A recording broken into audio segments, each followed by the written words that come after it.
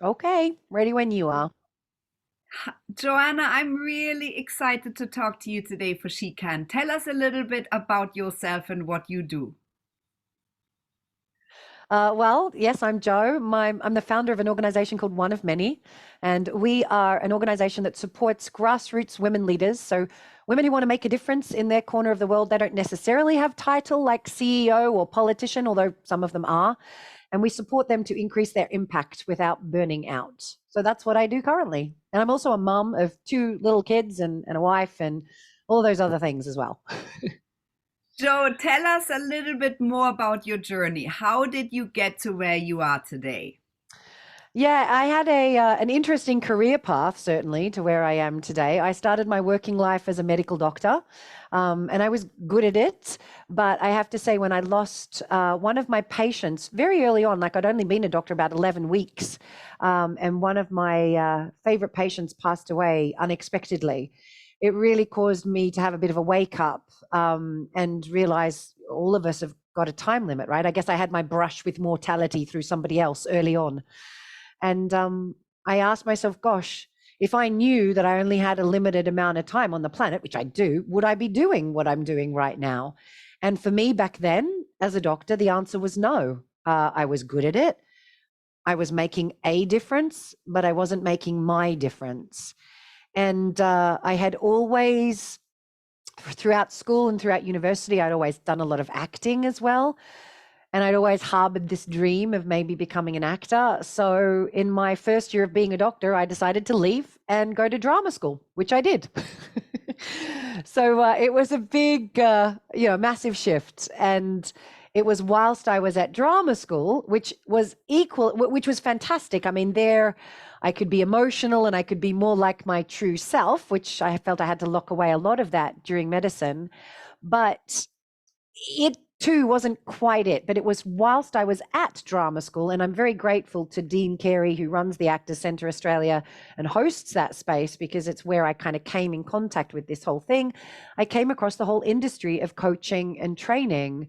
And that was when I knew, that's it. It was like this beautiful blend of the part of me that's a healer that wants to help, people to make connections and get back to wholeness, as well as the part of me that loves storytelling and performing and weaving, magical moments for people. So bringing both of those together is what got me started on this journey that I now do every day.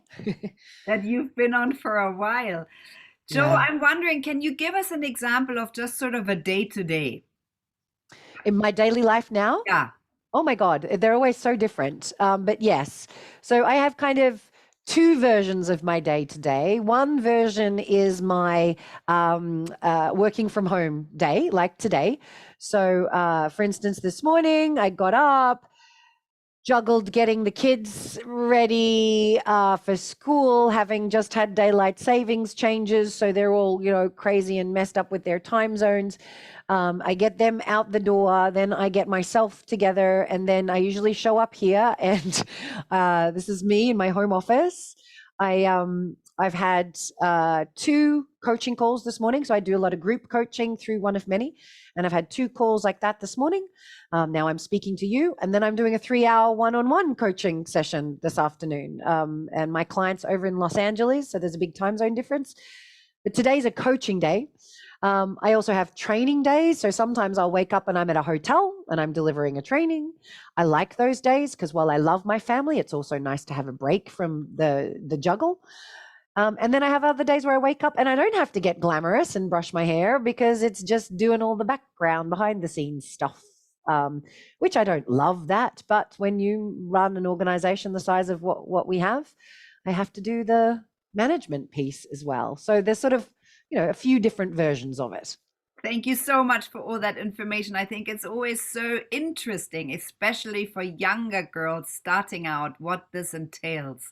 Mm, So, what are your main motivators? What are the things that you enjoy most in your job that drive you? mm. That's interesting. You asked me two different questions and kind of they almost conflict sometimes in the answer. So what I enjoy doing, I really enjoy diving in one-on-one with people, coaching, helping people to see how they're stopping themselves and opening up those doorways. I also really enjoy being on stage and hosting, groups of people through these sort of conversations. I love doing all of that stuff, but that's not what drives me. It's not my drive to do that which I enjoy that motivates me. It used to be really honest, it used to. I think those first changes out of medicine into drama, into life coaching back in the day was like, what drives me? But now what motivates me is to fulfill my calling. Like I feel very much at a soul level that I chose to be here on the planet at this most complex and challenging of times. And I feel that I chose to do the kind of work I do through a series of, false starts, if you like, to get some skills that now allow me to do it really well. And so why I do what I do even when I don't enjoy everything about it. Like, I'm not going to lie. There are days that, like, for everybody are tough, either because I'm constantly having to make the decision between doing what my heart feels from a career and contribution perspective, versus what my heart feels from a parenting perspective, being there with my children. I'm currently living on the other side of the world from my family. So there's always these complexities and challenges that get in the way and make it difficult from time to time. And if I was solely motivated by what brings me joy, I probably would have stopped, because the bigger something grows, the more, in my experience, maybe it's a limiting belief, but in my experience, the more you have to step up in leadership. And I've had to step into versions of myself that are, awesome. But God, if I'd had a choice about avoiding the challenges that were taking me there, yeah, that would have been nice. But I do choose to honor that which I feel called to, sort of over and above, I guess, everything else. Yeah, which I love, which I think is the reality of many. Mm. So what do you think is your superpower? What makes you so good at this, life you've created? Well, first of all, appreciating that I'm not superhuman, I'm a very human. And I think my ability to have compassion for myself and not be perfect has, over the years, been one of the things that allows me to keep growing. I think if I'd stayed in my perfectionistic kind of tendencies of my early 20s, I never would have been able to achieve what I have. So being able to be compassionate and kind with myself, and therefore also with others, to be able to have empathy. I love very deeply. And I think that is one of the things that when people come into the one of many community, I have many trainers and many coaches who deliver our work, but I think the space, the community that we've created there is one which is centered in love. And no matter what someone's background, no matter who they are, how they are, provided that she is a woman, identifies as a woman, or was born into a woman's body, she's welcome in that space. And we hold space from a place of love and acceptance first, because I think that makes a real difference.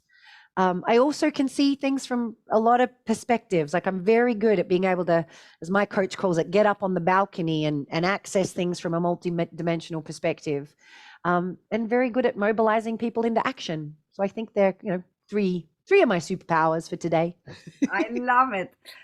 So you have worked with women, and you must have a lot of wisdom. What would your top tips be for other women? Sort of looking back at, I don't know how many hours you've delivered coaching women, but it must be many. Yeah, tens of thousands, I would say, probably at this stage. I've been doing it since 2003, so coming up to my 20-year anniversary next year, which makes me feel incredibly old. Amazing, Jo. That's amazing. Yeah, what would wow, it would depend on context, but let's pull back and go, where do I find myself coaching the most?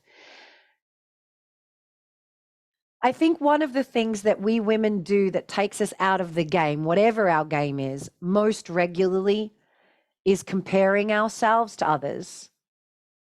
It's comparison, competition with others that are, you know, that are in our sphere or even not in our sphere.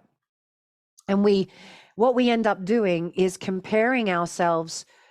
So like I said earlier, I believe my soul chose to come here and be here at this time and to have the exact, you know, frameworks and childhood that I had to gear me up to be able to do this work. I sometimes find myself, like all of us, comparing myself to other people who I deem to be more successful than me. I compare myself to other people who seem to have it more together than me. You know, it happens at such a deep and unconscious level because I think it's a very human thing to do, to look at how we always ask ourselves, not how am I doing? We ask ourselves, how am I doing compared to how Stephanie's doing? How am I doing compared to how, you know, someone else I look up to is doing, right?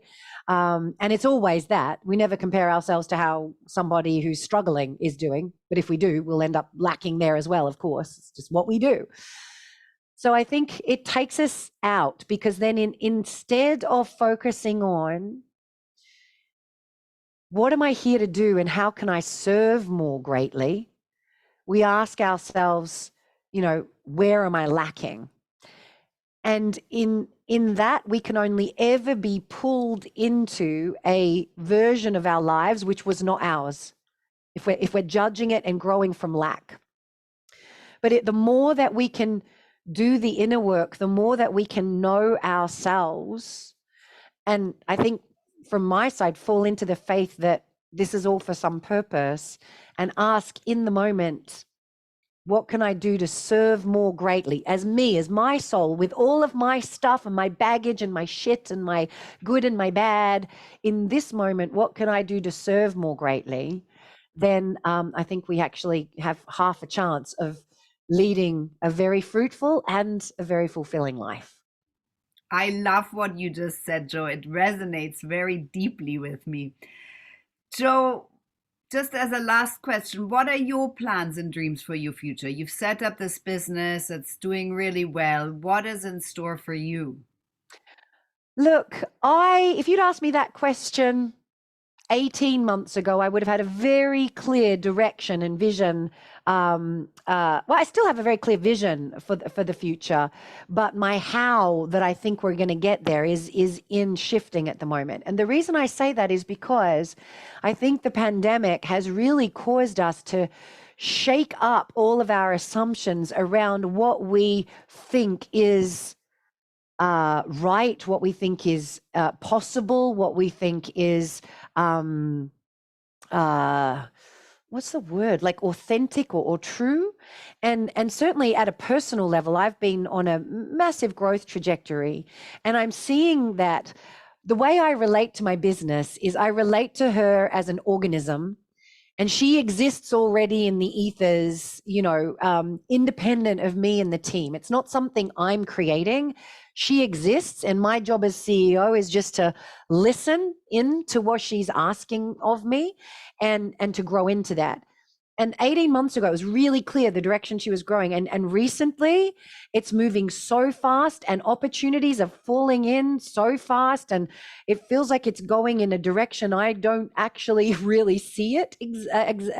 But I'm in a moment by moment response to that. We're getting called much more, for instance, into the corporate world and rolling things out into women's networks, which I never really thought I would do. I thought our certified coaches would do, but that's kind of coming in that way.